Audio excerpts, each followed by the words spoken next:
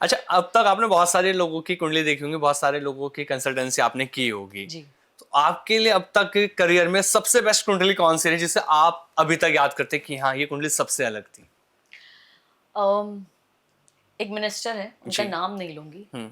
उनकी अगर हम कुंडली देखेंगे ना, वो है एक लेबर की कुंडली। अच्छा। जब उनकी मैंने कुंडली देखी तो मुझे ऐसे हुआ, ये ऐसे कैसे यहाँ बैठे हैं जहाँ पोजीशन पर है। हम्म। फिर बाद में मैंने इनकी वाइफ और इनकी बेटे की कुंडली मंगाई। हम्म। तो इनकी जो बेटा है हम्म। उसके चार्ट में है राजयोग। अच्छा। मेरा सिर्फ फर्स्ट क्वेश्चन यही था, हम्म। आप जो भी थे, एक्चुअली वो लेबर ही थे, हम्म।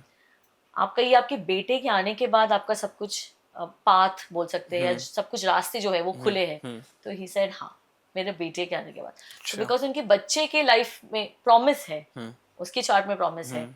कि ये राजा की तरह रहेगा, हम्म। लग्जरी में जिएगा। हम्म।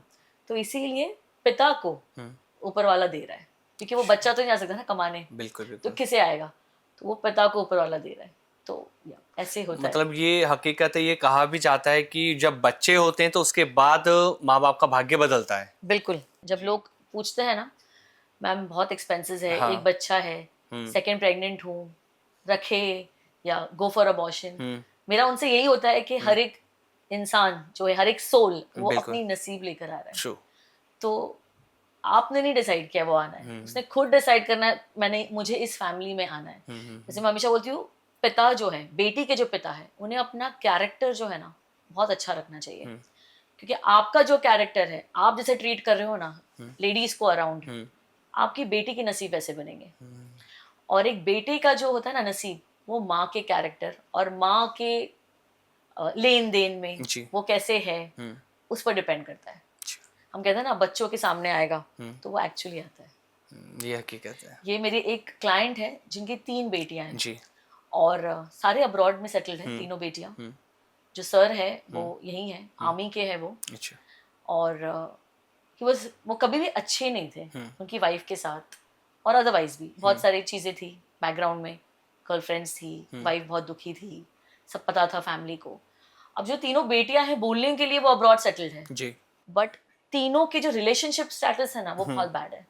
एक का डिवोर्स हो चुका है, हम्म। सेकंड की शादी नहीं हो रही है, हम्म। थर्ड जो बेटी है वो बहुत टॉक्सिक रिलेशनशिप में अटकी है। हम्म। तो समझ रहे हो आप, कौन पे कर रहा है उसका। बिल्कुल। और एक बाप के लिए बेटी की शादी और सेटलमेंट आई थिंक सबसे बड़ा चीज और एक गोल होता है। बिल्कुल लाइफ का सबसे बड़ा गोल है जी। वो। बिल्कुल। So that's how Karma works. इसलिए हमेशा अपने कर्मा का हमें ध्यान रखना चाहिए कि जो हम कर रहे हैं वो बिल्कुल, लौट कर जरूर वापस आएगा। बिल्कुल आएगा। अच्छा, 2025 की जब लास्ट की हम बात करें 6 मंथ की, तो जी। बहुत सारे लोग ऐसे जो लग्जरी भी पाना चाहते हैं, क्योंकि जी। 2025 के शुरुआत में लग्जरी लोगों को नहीं मिल पाई। हम चाहते हैं कि आखिर तक कौन से ऐसे लोग हैं जिन्हें लग्जरी मिल सके, उनके बारे में भी आप बताइए। कौन से लोग हैं?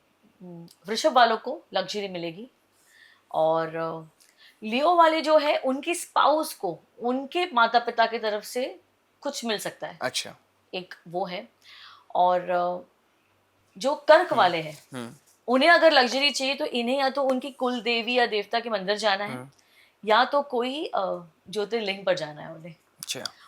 जो कर्क वाले लोग हैं उनके जो ज्योतिर्लिंग जाना है वो है ओमकारेश्वर। अच्छा। हाँ जी।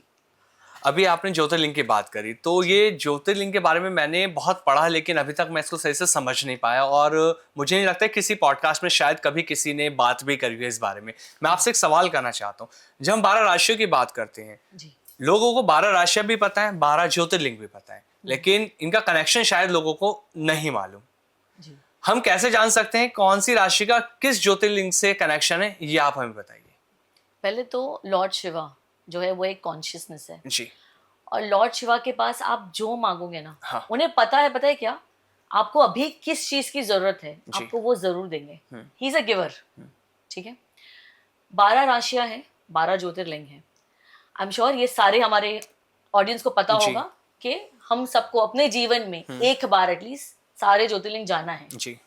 बट अगर आपकी लाइफ में साढ़े साथी चल रही है, हम्म। राहु की महादशा चल रही हम्म। है, केतु की महादशा चल रही है, आप परेशान हो, हम्म। शनि की महादशा चल रही है, या तो आपने सब कर लिया और कुछ हो नहीं रहा है, तो आप आपकी राशि के हिसाब से ज्योतिर्लिंग जाइए। अच्छा। हाँ। जैसे कि ना मेरे एक क्लाइंट है, उनको उनका है एनिमल्स का बिजनेस है, वो पेट शॉप्स होती है ना, जी, उनके जी, बहुत जी। सारे हैं, हाँ, हाँ। मल्टीपल है।